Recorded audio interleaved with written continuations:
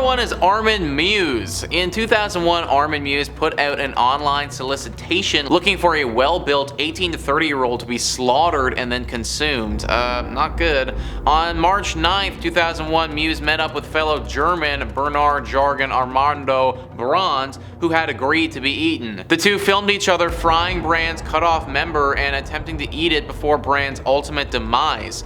Over the next 10 months, Meiwes proceeded to eat Brandt's body. Meiwes was eventually convicted for ending the man's life and sentenced to 8 years in prison, guys. He was sentenced to 8 years in prison for literally like eating a dude on camera. I think we need to maybe go to jail for a bit longer than that. Just, you know, my thoughts. Number 2 on this list is Hinterkaifeck. Okay? The Hinterkaifeck farm was located roughly 70 miles north of Munich, Germany. The Gruber family lived there, including Andreas, his wife Kazilia, their middle-aged daughter Victoria, and their 2 grandchildren.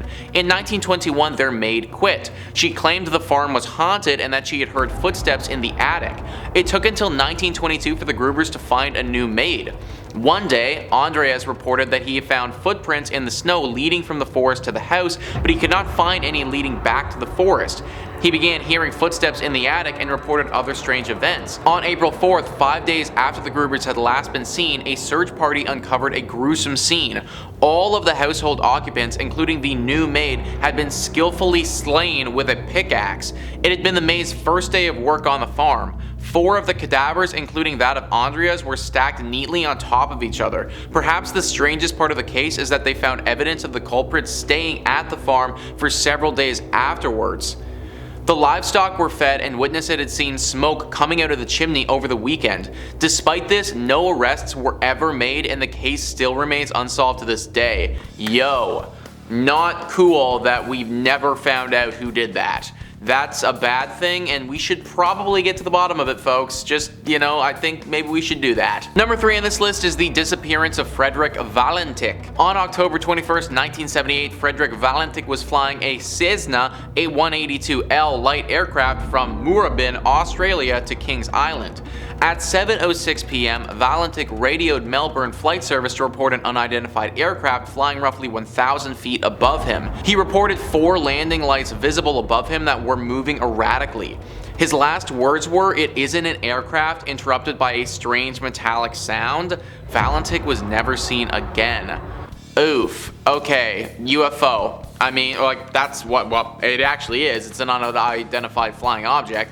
Who's piloting that thing, what their purpose is, that's what we need to figure out. Number 4 on this list is Albert Fish. One of the most prolific serial slayers in American history, Hamilton Howard Albert Fish was also a cannibal. One of his obsessions was inserting needles into his body. He confessed to ending 3 lives and is suspected of at least 5 more. Ew, why would you want to put needles in your body, dude? Despite obvious signs indicating insanity, the jury ruled sane and guilty.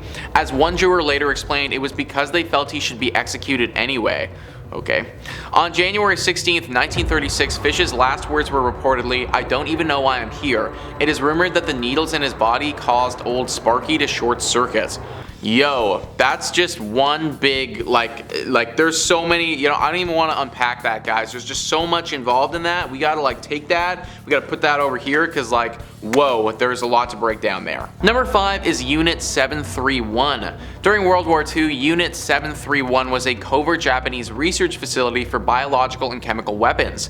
Located in Manchuria, China, the facility conducted horrific human experimentation. Experiments included injections of plague and typhoid as well as vivisection. None of the subjects survived. No one was prosecuted during the Tokyo tribunals at the end of the conflict, and the wrongdoings against humanity were largely ignored. In 1988, a Hong Kong Chinese horror film called Men Behind the Sun was created by T.F. Mu. The film received criticism for its ultra-gory portrayal of the events. Well, I mean, I've never seen that movie, guys, but like from the sounds of it, it sounded pretty ultra-gory to me, so like I think it was probably, honestly, he was probably doing it justice, and like nobody wanted to see it, man. Like, that's just so sad. Number 6 on this list is Sade Abe. Sade Abe regularly erotically asphyxiated her lover, Ishida. On May 18th, 1936, when he was sleeping, she intentionally cut off his air supply.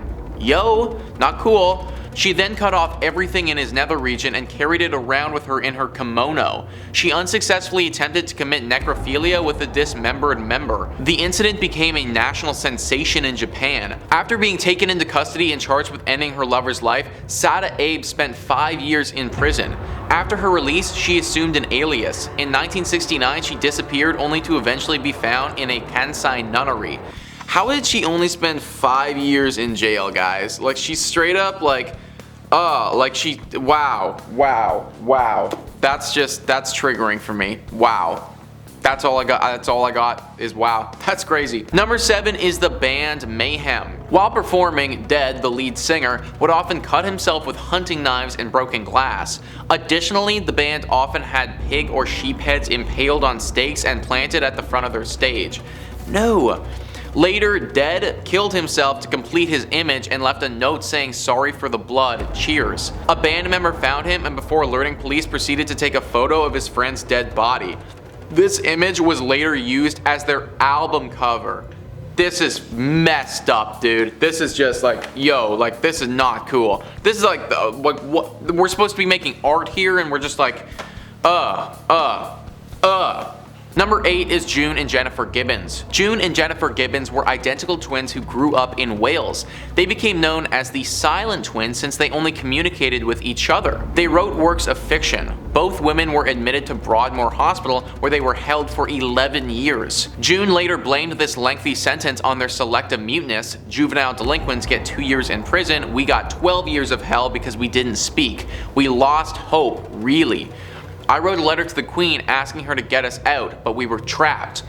According to Wallace, the girls had a long-standing agreement that if one died, the other must begin to speak and live a normal life. During their stay in the hospital, they began to believe it was necessary for one of them to die, and after much discussion, Jennifer agreed to make the sacrifice of her life. What, like, girls, why are we doing that, man? Like, that's just... this is a horrible video, guys. This is a lot. Oh my gosh. Number 9 is the Goiania Accident. The Goiania Accident was a radioactive contamination accident that occurred on September 13, 1987 in Goiânia, Goiás, Brazil after a forgotten radiotherapy source was stolen from an abandoned hospital site in the city. It was subsequently handled by many people, resulting in 4 deaths. About 112,000 people were examined for radioactive contamination and 249 of them were found to have been contaminated. In the consequent cleanup operation, topsoil had to be removed from several sites and several houses were demolished. All the objects from within those houses, including personal possessions, were seized and incinerated. Time magazine has identified the accident as one of the world's worst nuclear disasters, and the International Atomic Energy Agency called it one of the world's worst radiological incidents. Poof. Wow, wow, okay. Yeah, that's not good, guys. We gotta hone it in, folks. We cannot be having and doing those things, you know, like we just, all those radioactive energies, no, don't want it in the ground, not on the earth, no thank you. Number 10 is the Toynbee Tiles. The Toynbee Tiles are messages of unknown origin found embedded in asphalt of streets in about 24 major cities in the United States and 4 South American cities. Since the 1980s, several hundred tiles have been discovered. They are generally about the size of an American license plate, but sometimes considerably larger. They contain some variation of the following inscription: Toynbee Idea. In movie 2001, Resurrect Dead on Planet Jupiter. Some of the more elaborate tiles also feature cryptic political statements, and material used for making the tiles was initially unknown, but evidence has emerged that they may be primarily made of layers of linoleum and asphalt crack-filling compound. So this is just like what? Like, who put these here, man? Like, this is like a big scavenger hunt with like weird cryptic messages and stuff, guys. Holy crap. Okay, well that's, wow. All right, I mean, I guess look at your asphalt soon, folks. Maybe you can get some linoleum tiles or something. Anyways, folks, that was the top 10 dark Wikipedia pages to creep you out. Comment down below what you thought about all this. Some dark Wikipedia pages that you guys know about. Also, please hit the like and subscribe button. Thanks so much for watching. I've been your host, Nicholas Playlog, and I'll catch you next time. All right, the top 10 dark Wikipedia pages to creep you out. Interesting. Number 1 is Armin. How do you think you say that? Meiwes? What is that? Vivisection? I've never heard of that before. She then cut off everything in his nether region and carried it around her. She then cut off everything in her net while performing Dead. The lead. While performing Dead. While performing. What? That they may be primarily made of layers of linoleum